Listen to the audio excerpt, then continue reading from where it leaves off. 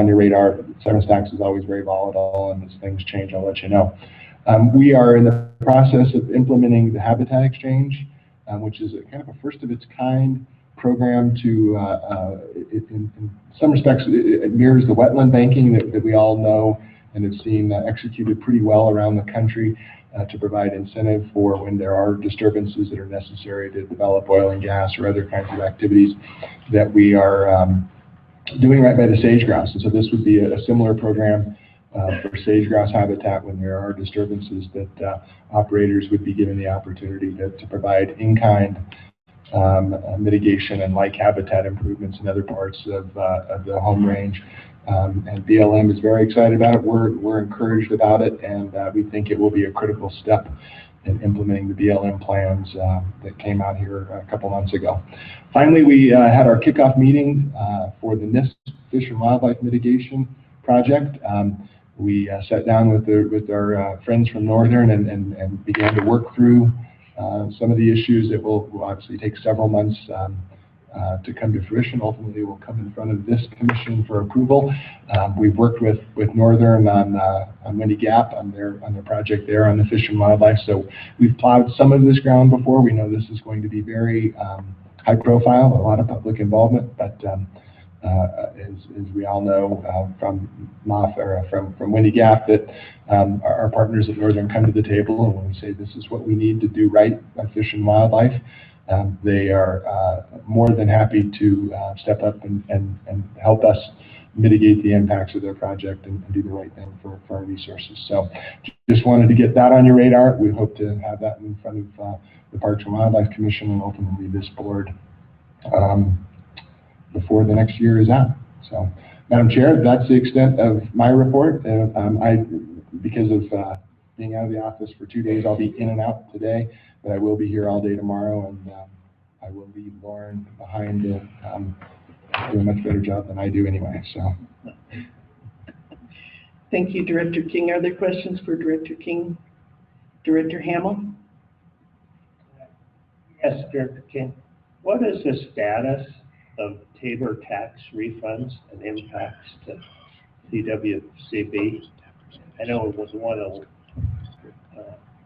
item on the election passed, but there's still other funds subject to refund. Director Hamill, yeah, it is. We dodged a bullet in that now we don't have to give back the marijuana tax. Now we're just left with potentially giving back the oil and gas tax. As we all know, we've had this discussion many times. The vast majority of the resources coming to the state of Colorado have color of money issues. They're already allocated. There are things that we have to do, matches that have to be made to get our Medicare and Medicaid funds from the feds, just funds that are completely obligated. Unfortunately, severance tax is one of the few things that doesn't have a constitutional earmark on it effectively. And so there is a very real chance that we could be looking at refunding.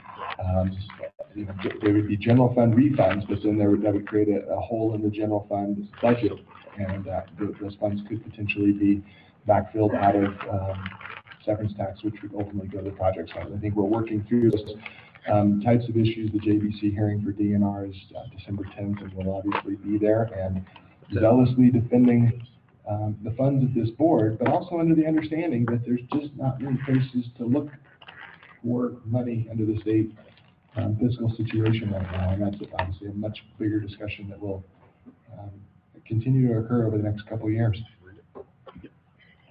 Director Hamill? So it could be a double hit. That, to me, is the cruelest irony of all, right? When the market was going down, the CWCB gave north of $150 million out of the projects funds to backfill. Now that the economy is going up, we're going to be asked to give again to backfill the Tabor refunds. So whether we're winning or losing, we're losing. Any further comments? Hearing none, we'll go to the IBCC Director, Dr. John Stolp. Well, on that happy note, no. Well, thank you, Madam Chair. And on the IBCC report, I've got a couple things I want to pass on. I think Many of you are aware of it. You should have received by email the annual report from the Innovation Compact Committee, as well as the Water Supply Reserve Account annual report. And that's by statute supposed to be delivered to the legislature, ag committees on October 31st, and that was done, and I think everybody was copied. If not, if you didn't, why, we can certainly get you a hard copy of that report that went to them. There's some redundancy in it because it was to a broad group of people.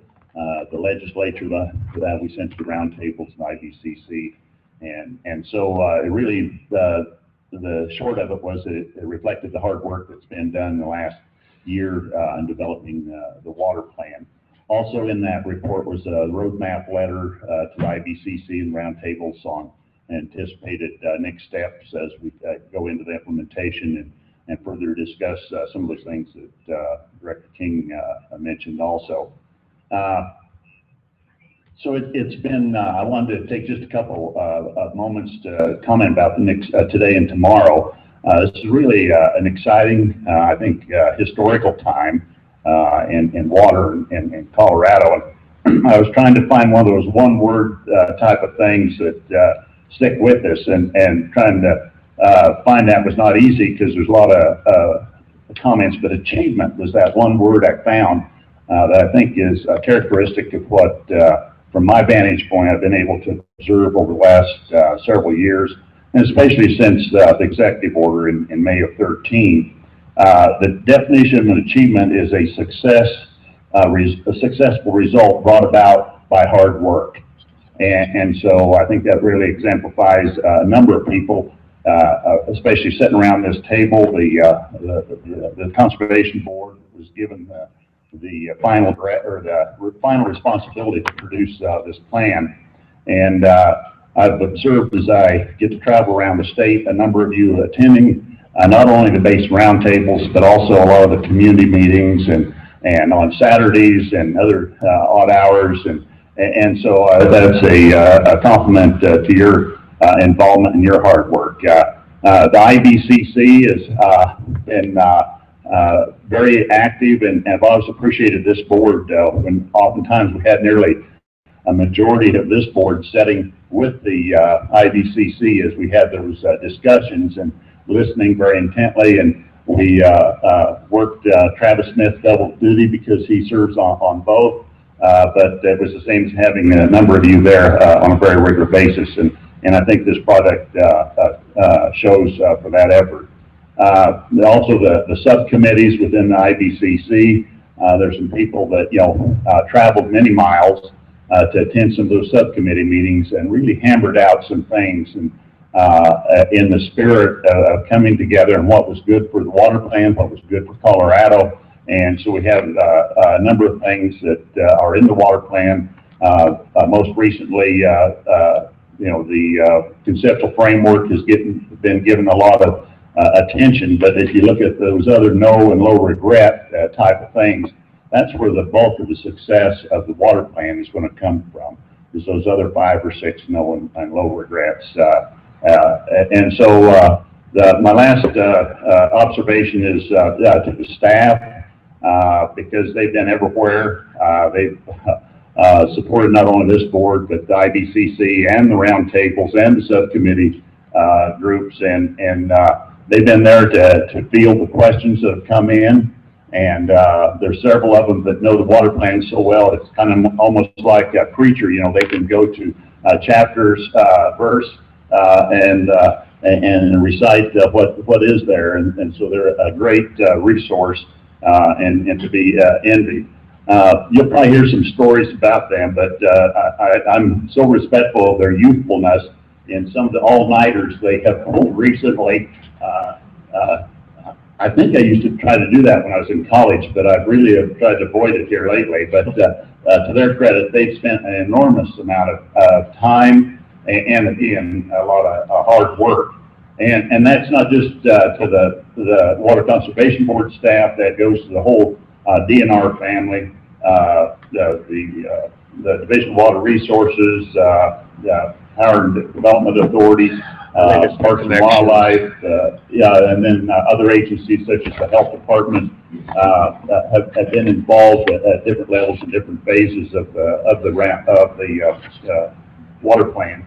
And our federal partners, they too have been watching, making comments, and agreeing to some of the next steps of lean processes and having these discussions and how to move this forward. So the optimistic part of me says that, you know, we've really accomplished a lot at this point, getting a broad spectrum of people in government working together for the right reason. And so I look very much forward to the next 2 days, and if there's any questions on my report, I'd be glad to answer that.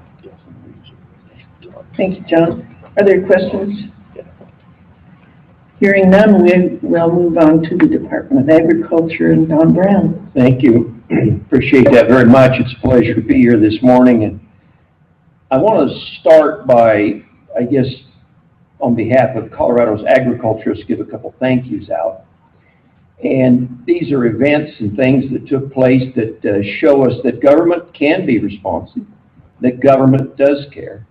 And I would like to thank Director King and Bob Broscheid for their work on the non-introduction of the Mexican gray wolf to Colorado. It's not native habitat. And also this action shows that we have neighbors, and our neighbors are Arizona, New Mexico, Utah, and Wyoming, or in Colorado, I'm sorry. And our neighbors and their governors chose to sign a document, a letter, which indicates that we don't need the Mexican gray wolf where it wasn't originally. So what an asset to our sheep industry and those type of folks. The next one, I'd like to thank Stan Hilke, Colorado Department of State Patrol. They had set up a fairly arduous weights checking port in Morgan County, inspection during the middle of corn harvest. And it got so arduous that some people just shut their combines off. A phone call was made to me at 9:30 in the morning. I called Stan, and by 11, trucks were rolling again. Point being that they did not want to obstruct harvest. They don't want to neglect safety, but at the end of the day, harvest was essential, and they recognized that. So I'd like to thank those two entities and individuals for their contributions to agriculture in the last few days.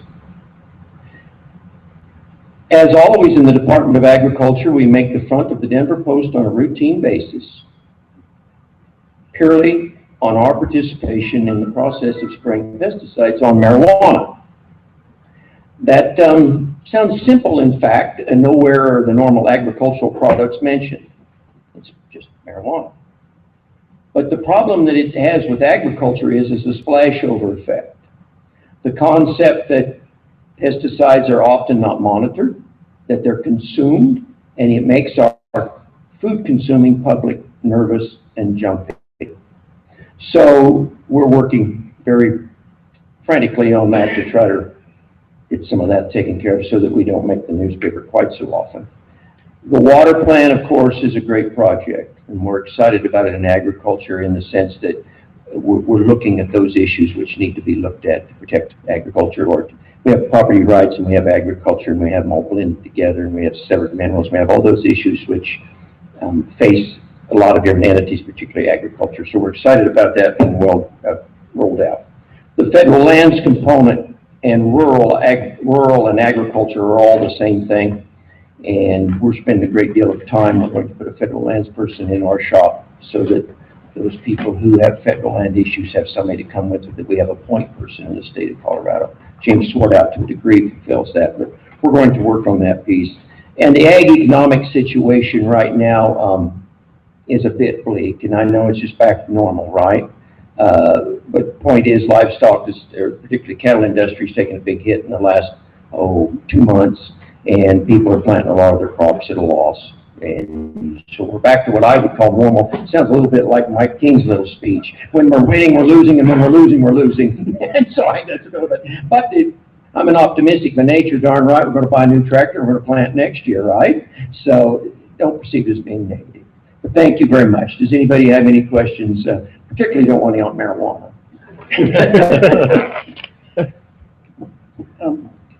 Director Brown, I do think it's important to make sure that those pesticides don't get into the marijuana plants, and especially for those using the medical marijuana, because they can't, when they do the extractions, they can't seem to get those pesticides out of there. So it's pretty dangerous for people that are already ill and then using that product. So Well, I would yes. be interested to see the developments here. When I came on board in February 17th, that was probably my first priority, to make sure that the illicit use of pesticides on marijuana and cannabis and hemp was eliminated. It's a deep-seated concern of mine for a lot of reasons. Yes. And one, simply it was off-label, it's off-label. I'm not going to tolerate it. Thank you. You're welcome. Are there any other questions for Director Brown? If not, we will move to our Executive Director, James Eklund. Thank you, Madam Chair. We do have an exciting meeting for you today and tomorrow. We're sure that the setting is fitting. A big thanks to Mara as she's pulling up the headlines. Mara McKillop for everything she's done. You're going to enjoy some things over the next 2 days, and I want you to remember that, just think of Mara when things are going very smoothly, and a big thank you to History Colorado too for accommodating our meeting and all of the requests that we've had of them. They've been great to work with. So headlines, if you're listening in, these are headlines that aren't real, but they could be. Wherever we're sitting, the local paper usually has something interesting in terms of stories that are relevant to our work. And today, of course, we have to turn to the Denver Post. The first headline, CWCB Director reads Conceptual Framework to Cautious Continental Divide. I think this board moves us forward monthly. The staff moves us forward daily on Colorado water. But tomorrow, we, along with Governor Hickenlooper, get to take a giant step forward for Colorado with Colorado's water plan. You have all, in your basins, done amazing work over the last month and a half in particular. But going back clear to the executive order and before that to the 1177 process. And I think we are just in a really amazing moment for Colorado. I'll go on in more detail about that tomorrow, but I can go to the next slide. Mara, is there a clicker, or should I can probably head to the podium if you want me to. Okay, there aren't that many. This one's El Nino files defamation claim against CWCB. That's our own Tweet Patton on the right there, who won this year's CWCB Halloween costume contest with her 2015 El Nino costume, which was very, very good. But, and you see Chris Farley from the 1990s Saturday Night Live sketches there. He is not new on the staff. We had somebody dress up like him, though, for Halloween, and it went very, very well.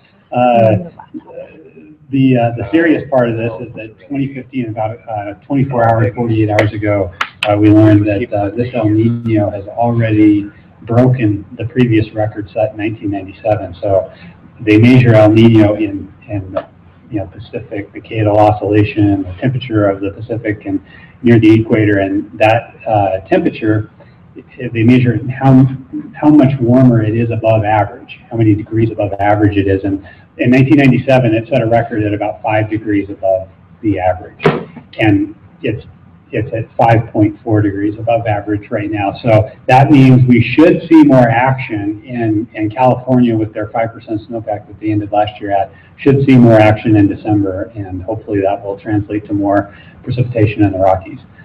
So that's a good thing. We'll go to the next one. All right. So this one's Colorado AG sues National Park Ranger caught wandering around outside park boundaries. We have a difference of opinion between the administration and Attorney General Kaufman on some pieces of litigation.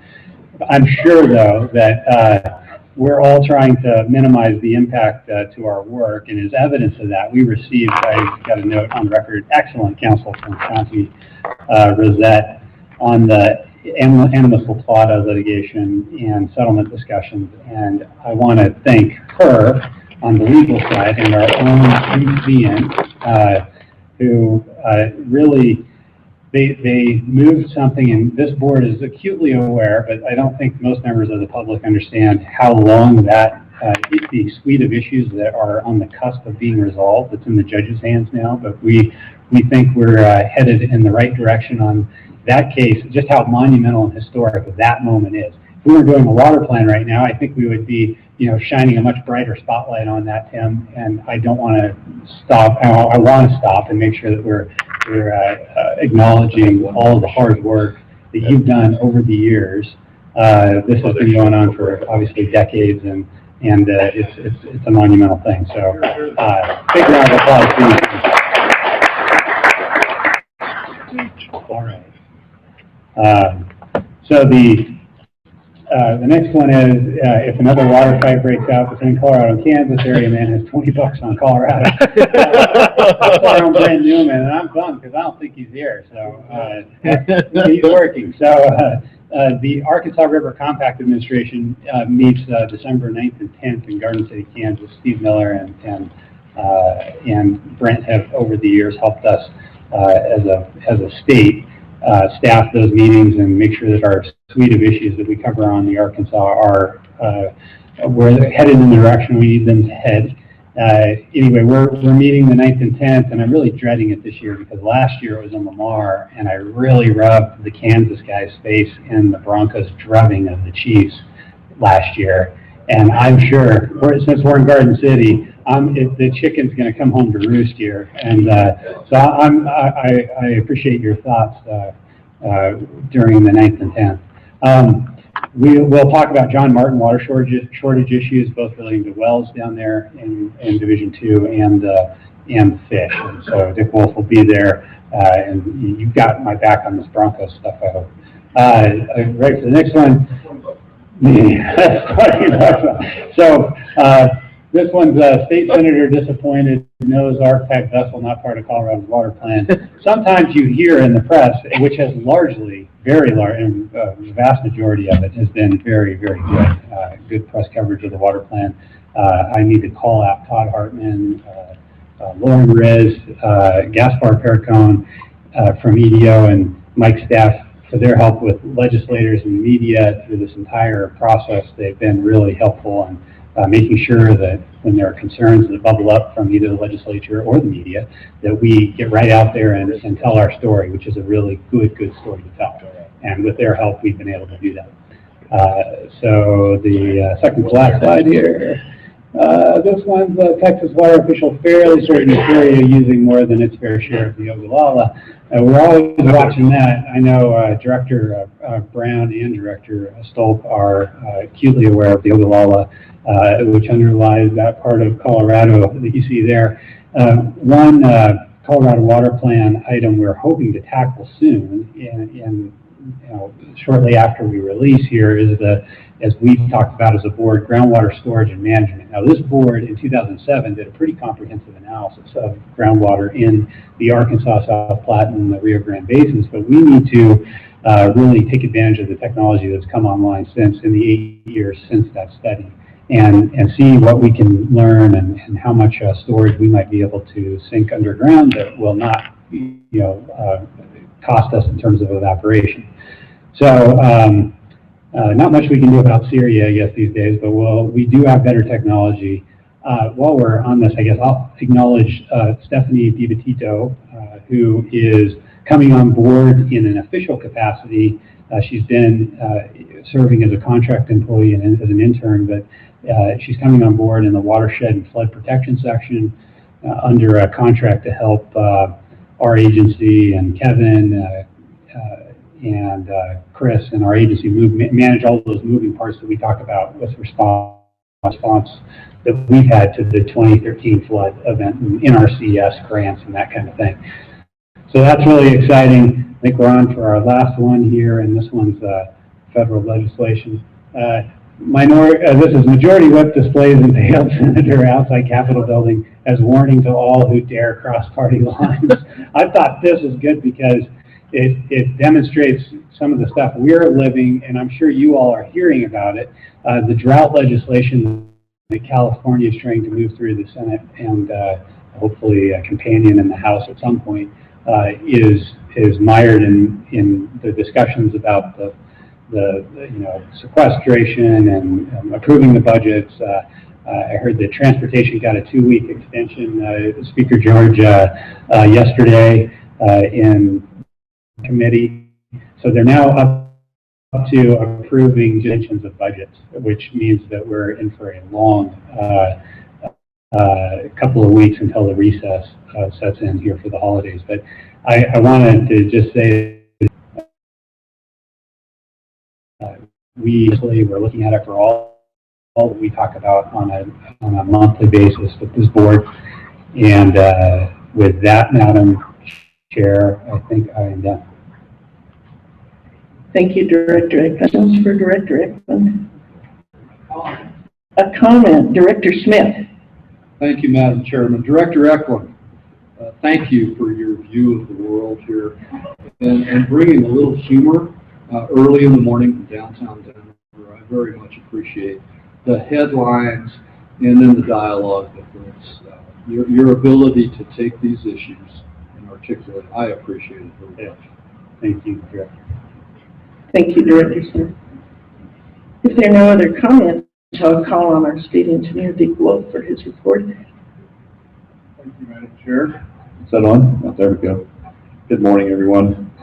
It's a tough act to follow, to work in Syria into your report. I mean, I can't match that.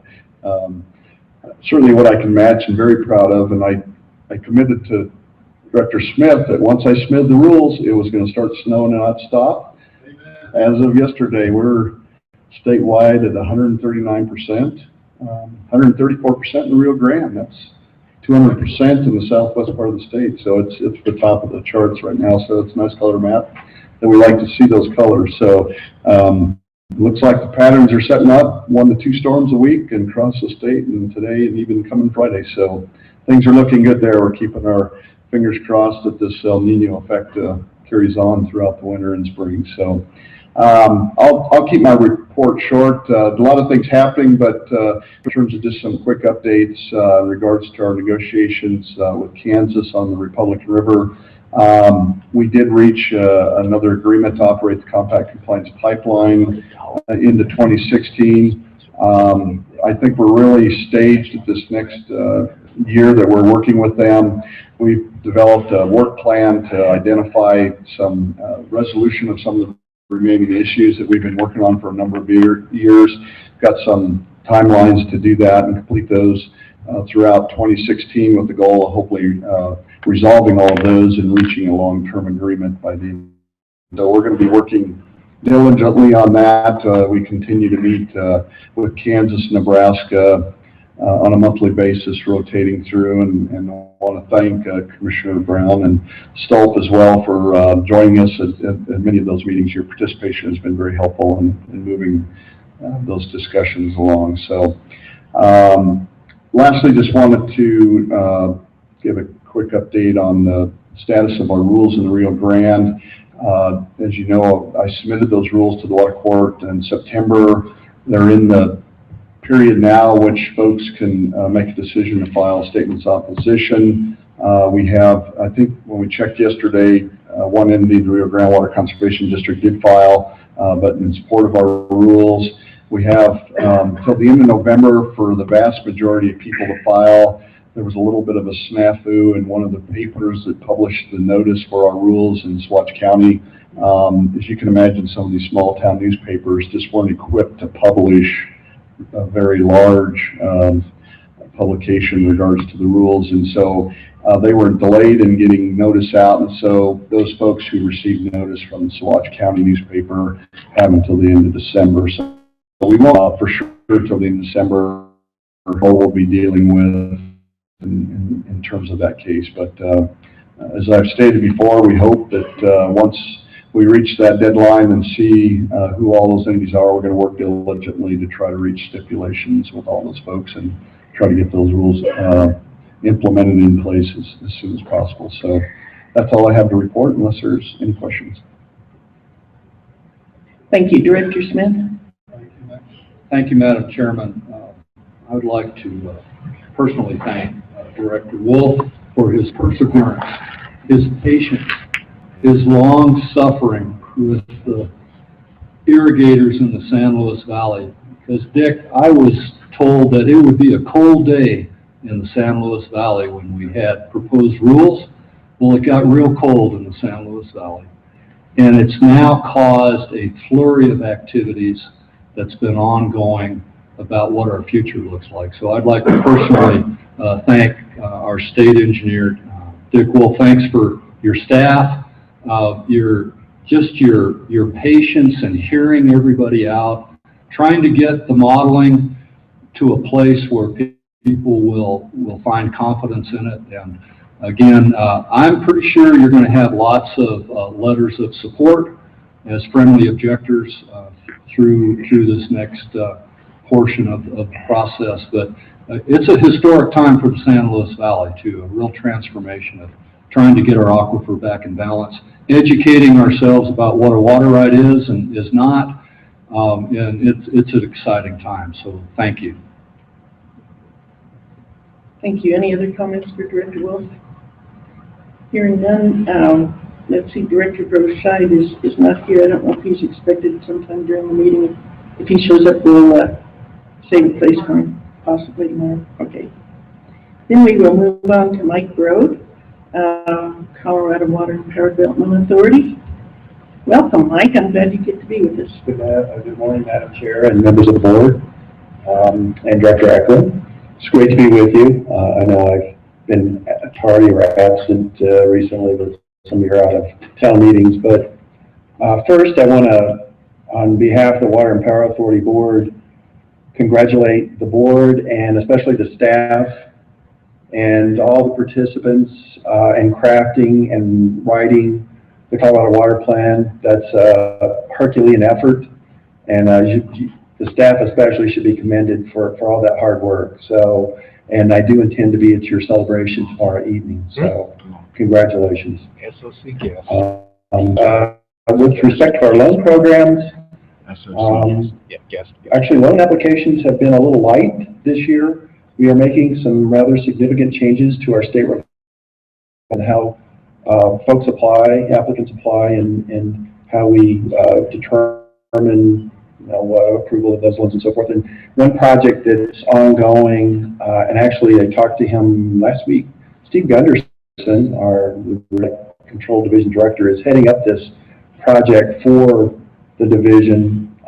It's called Simple. It's a technology advancement that will allow us to our application process so that, I don't know if you've ever done a quick loan, you can look online to see where you're at in the process, and we're trying to create a easier, leaner process because this is a result of a lean process that was requested. I know the governor had directors doing those lean projects, and this is a result of one of those. So looking forward to getting that implemented. As you also know, we're going to be accepting applications for private, nonprofit, public water systems. Took me a while to be able to say that without messing that up, but we'll start accepting applications January 1, and we expect to see some of those. So we'll be ready to move forward. It's a little bit of a different type of credit for us, but I'm sure we'll work our way through that. Also wanted to mention something that we're under the Water Pollution Control Revolving Fund. We collect administrative fees. One thing that we're looking at that was asked of us is, could those administrative fees be used to help in a 401 certification process? And this kind of looks towards permitting activity that may result as the water plan or other big projects that are out there. So we're investigating that possibility because that can be an expensive process, that 401 certification, through the division and commission. And Ms. LaPlata, I know Director Acton brought that up. I want to say congratulations to the parties. It was a long road to, hopefully that gets approved here early December. We'll keep our fingers crossed for that. But again, appreciate all the efforts of Tim and all those folks. Fortunately, I sold enough water. We lost our seat, so I got uninvolved in it, other than from the sidelines cheering everyone on to get it resolved. So Bobby K. Taylor, or as you may know it as Long Hollow Reservoir, we're continuing to work on a few remaining issues, punch list items to get that. We've got a storage restriction right now. I believe it's 1,000 acre-feet of storage until we resolve those with the SEO's office. So we'll continue to work on that and make sure that gets finalized. But there is a little bit of water in storage, and you can look online and see what that storage level is, which is really neat. I check it frequently. So one other thing that I wanted to mention, it's been brought to my attention, and I think as it relates to the completion of the water plan, okay, so we've got this plan, what are we going to do with it? And I think everyone that was involved hopes that there'll be fruit that comes forth from that effort. And I would like to suggest and offer mine and the authority's assistance in seeking some sort of legislation as it relates to financing of water projects, whether that be some appropriation that's set aside as a reserve fund or an insurance policy or something of that nature. So I would offer that up to the CWCB and your staff to begin working on perhaps some draft legislation to put the plan into action. Let's see what we can do since there's some momentum here. I know you guys, particularly the staff, would like to take a deep breath. I would certainly, they deserve that. Let's take a deep breath. But again, if there's an opportunity for us to work together on proposing some legislation, I'd be happy to participate in that. And I think we've got some resources we can offer to propose some drafts. Our bond counsel, his name's Jim Marlin. Yes, he's a New York City lawyer. Jim Marlin actually crafted the authority statute back in 1981. So literally, he's the godfather of the authority. He's been involved with us ever since then, and I'm sure he'd love the opportunity to help try to craft some legislation that we might jointly propose. So I'll offer that up, and with that, I'll stop there and be happy to answer any questions or take any comments. Thank you, Mike. Are there questions for Mike? Director Edmund? Thank you, Mike. I really appreciate your report. As usual, you guys have been a great partner moving forward on this host of finance issues you heard him alluded to early on in the day-to-day by this board. We know we've got some challenges that we're going to face, and having a partner in the authority is a really important aspect of how we're going to get forward here with implementation of the plan. So thank you. Thanks for working with us actually on the finance and funding sections of the plan, and we're looking forward to the next chapter with you. Certainly. Thank you, James. And if there's things that obviously that we need to coordinate going forward with refund issues, as Director King mentioned, we're willing to try to work with you guys to figure out how to get around that. Thank you, Mike. And I would hope before we bring legislation, we can have a little more discussion first. Thank you. Absolutely. I want to work with you guys too. I mean, I don't want to go this alone. I'm suggesting we partner and vet this through your processes, DNR, and anyone else that wants to participate. So, but it's just an offer to get it started. Thank you. Well, that concludes the Executive Director's report, and we'll move on then to Agenda Item 6, Financial Matters, with Construction Fund and Severance Tax Perpetual Base Fund. And while it's getting set up, we will slowly call on Kirk Russell.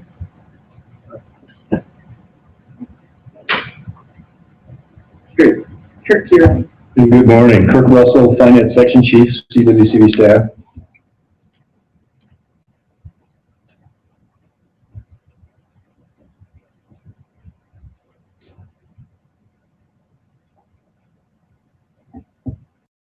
Might be a little bit unfortunate this morning, a little bit of a buzzkill to listen to Director Eklund's show, and then the director's reports now to get into a whole bunch of numbers with digits and decimals and dollar signs. But Steve Biondo and I will be presenting the next three items. They are related to the funds that CWCB manages. The item that I'm going to present is item 6A. And it is in this agenda item because of its impact to the construction fund and severance tax, the two funds we operate out of. Let me see, okay. Got some real fancy graphs for you to enjoy this morning. The item is dealing with financial policy number 13 and how we make grant money available, or what we call non-reimbursable investments. And financial policy number 13 actually has the title of severance tax and construction fund. However, the policy really relates to the construction fund because that's the fund that we provide non-reimbursable investments out without a statutory change. So the board hears requests at the Finance Committee in September, and then you will hear later on today those recommendations from the Finance Committee and a couple presentations of those projects. So this financial policy is the one over the last 5 years has caused me to stand up in front of you and say everything will be fine, but we have to exempt ourselves from the policy in order to make some money available for those projects that are of importance to the board. And so this is our opportunity to present to the board and to the public the information we shared with you at the Finance Committee meeting as it relates to changing the policy to allow us access to more of the construction fund for those non-reimbursable investments. And I've tried to simplify what we're trying to accomplish here. And if I narrow this down to a very simple message, it is that over the last 4 or 5 years, when we exempt the policy, what we're doing is we're taking federal mineral lease money, that is money that comes into the fund, and we're converting that new money into equity in the fund. In other words, we're saying, board, you can't use that because it comes in and I've got to grow the fund with that federal mineral lease money.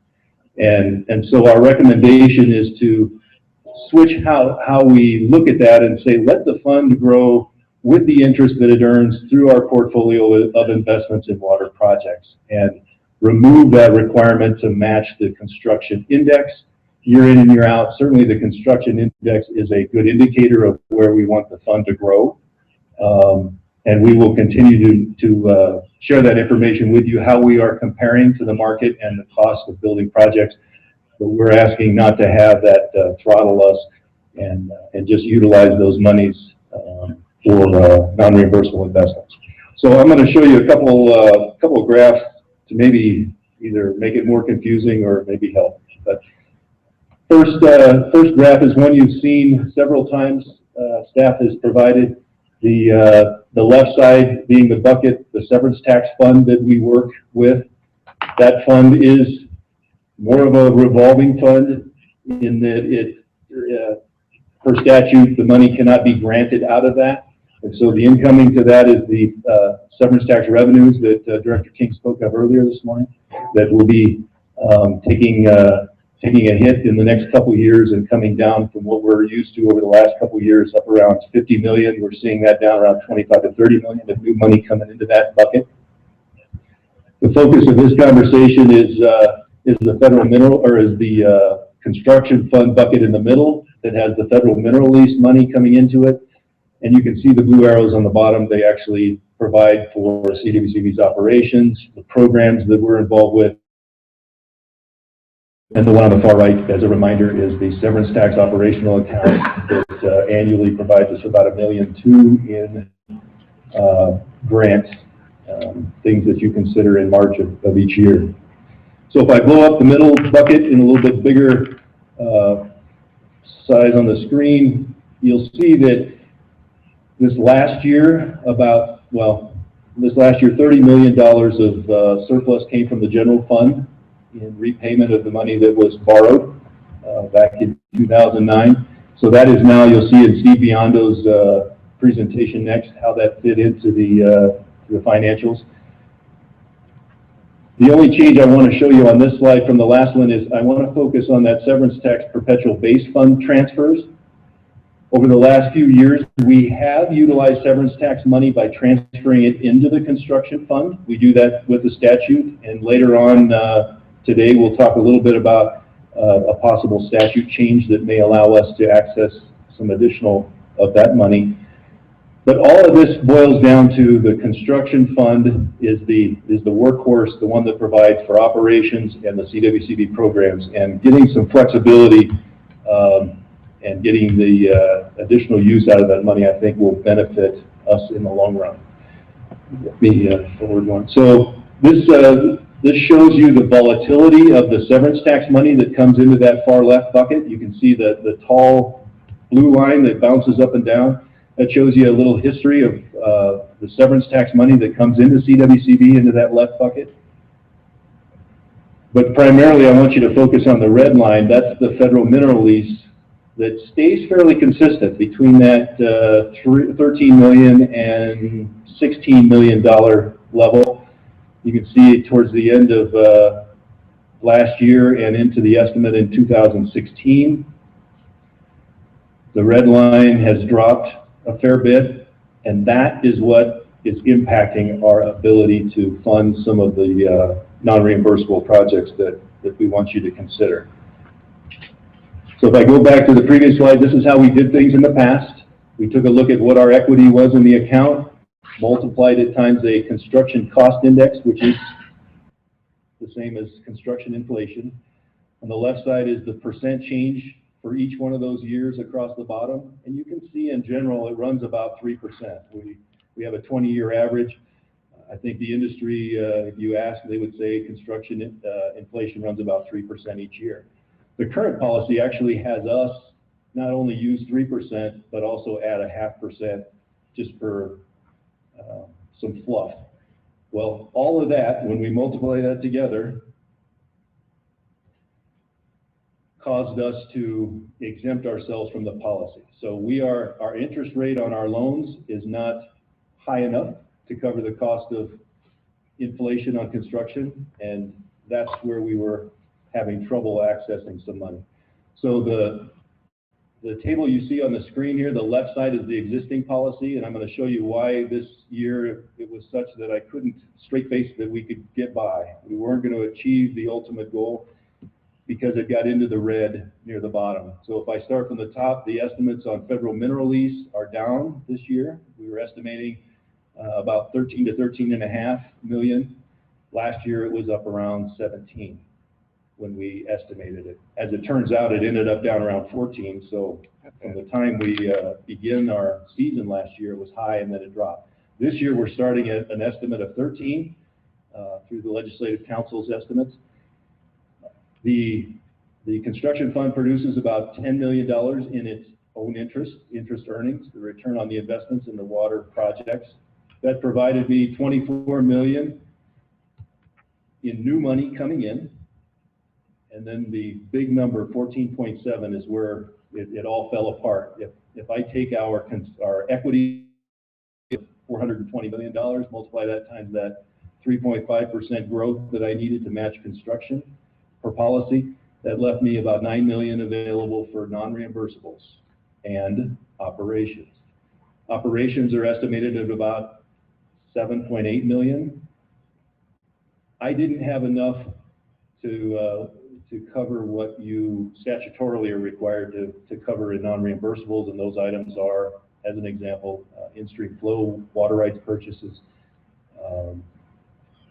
education foundation, things like that. So we were already short, and we weren't even considering the other good stuff that the board typically produces. That's about $2.8 million.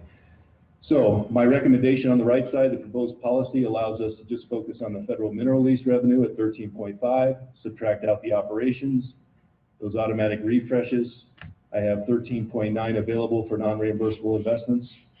So even the items that you consider today, they total about 2.8 million out of construction fund. It still leaves about $1 million for whether there are some additional items that need to be put in the project bill at the last minute. Actually, or when I turned it up, it sounded a little future opportunities. We can roll this forward into the future as well. But it maintains health of the construction fund at what we consider a decent level, but it allows us some more flexibility to access that money.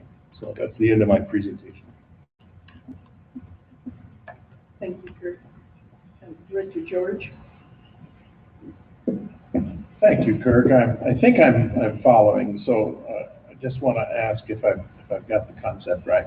This is a policy change, and it has implications of favoring present over future, I think.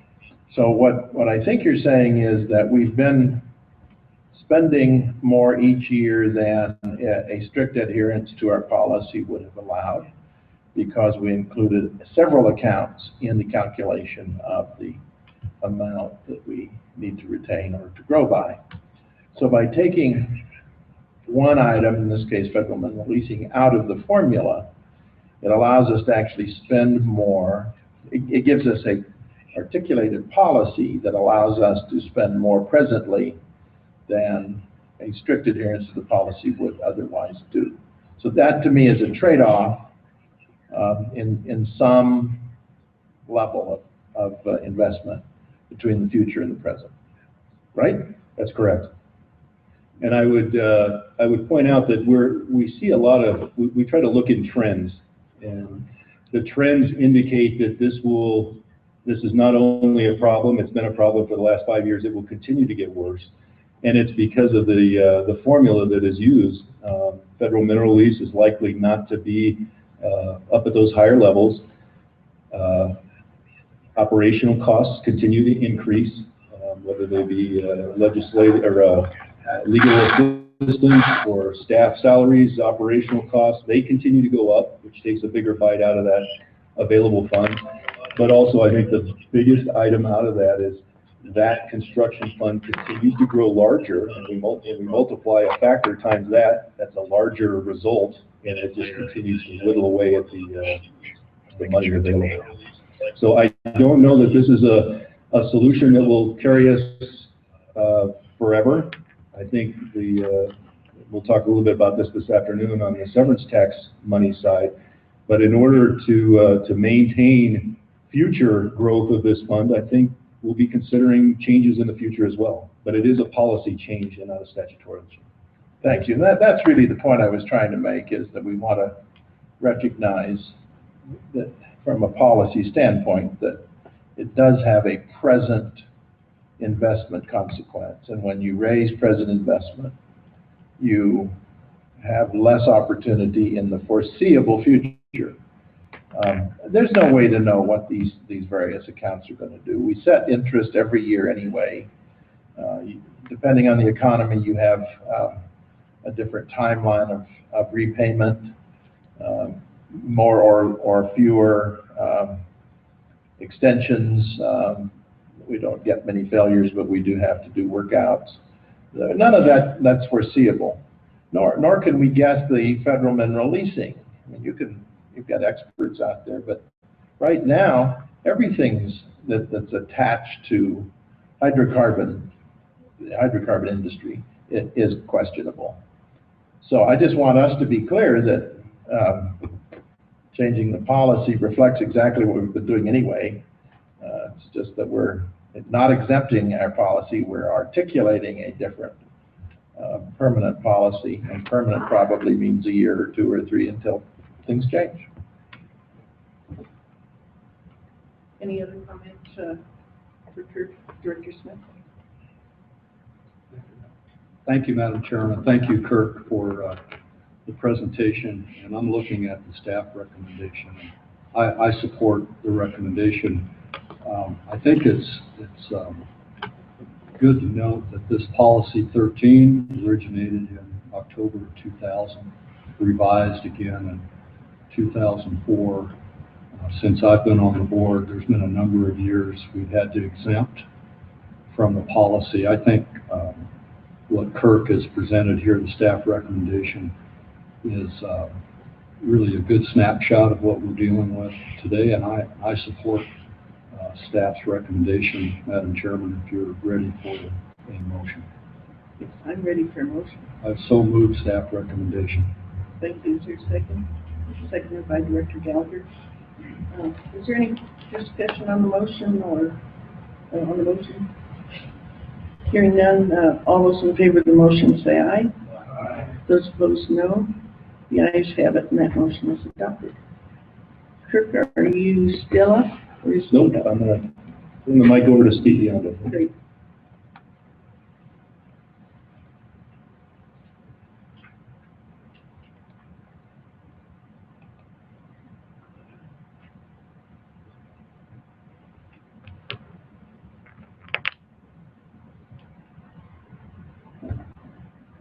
Welcome, Steve.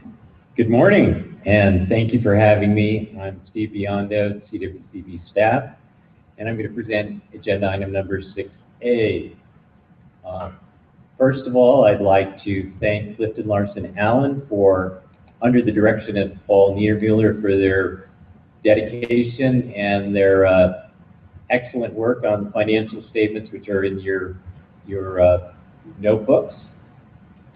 And I would also like to take a moment to thank our CWCB accountant, Steve Schull, who is the liaison to the State Controller's Office. And this year he has been particularly instrumental in helping us through the year, and he doesn't get enough recognition, and I'd just like to thank Steve today for his participation. And with me today is Paul Niedermuller from Clifton Larson Allen. So if anyone has any questions in general or on the financial statements, Paul will be happy to answer those questions as well. So I'm going to get on with the different